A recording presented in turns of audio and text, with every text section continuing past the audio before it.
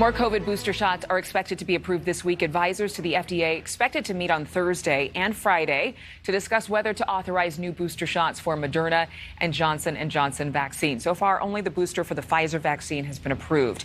Dr. Nicole Williams from Rush University Medical Center and the founder of the Gynecology Institute of Chicago, I'm going to get that word out right, is here with us. Thank you so much, Dr. Williams. Thank you, Adrienne. I want to ask a question because I know a lot of women and are particularly watching, and we've had the questions about pregnancy. We've had the questions about people's menstrual cycles maybe being offset by taking the vaccine. But again, still no major concerns as a result of taking the COVID-19 vaccine. But with these boosters, is there anything that could disrupt a woman's hormonal balance if she was trying to get pregnant? I know that sometimes whenever we put chemicals into our body, our doctors, holistic doctors especially, are telling us, be careful.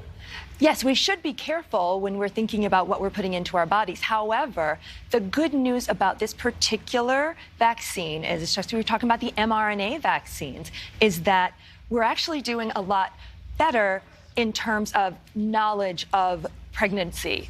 So women are actually able to become pregnant with this vaccine on board, and even better, and I know people are concerned about hormonal imbalance and trying to become pregnant, but the good news is, if you get the vaccine while you are pregnant, who benefits?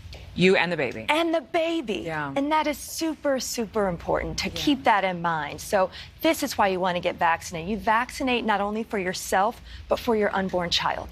The booster shots themselves have been talked about in terms of mixing and matching. You know, people are saying initially, the initial studies were showing keep the booster brands together. So if you had the Johnson & Johnson vaccine, make sure to get the Johnson & Johnson booster.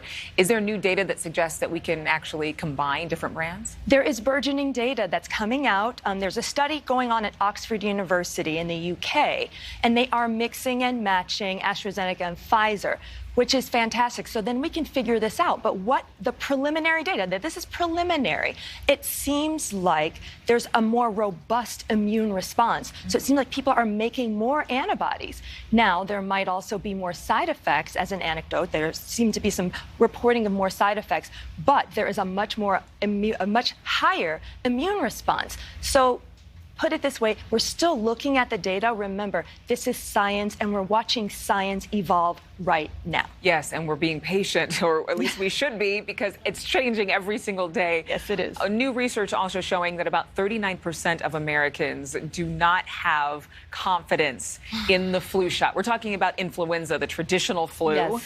And so there could be a very severe flu season this year, according to a lot of medical data saying that, you know, because of COVID-19, we might have a twin-demic. Yes. A partnered pandemic with COVID-19 and with influenza.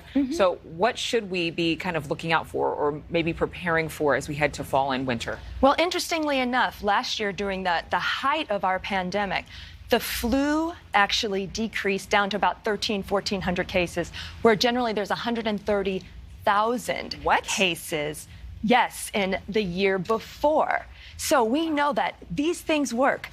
Masking, distancing. Now, my biggest fear right now is when people start moving back indoors, people are going to stop masking, they're going to stop distancing, and then throughout the holiday season, everybody's going to get together, and then not only will we have, it's a possibility of another wave of COVID, but the regular old flu is going to make a comeback this year. So honestly, I really think that maybe as years progress, we might just be masking throughout the winter on a regular basis.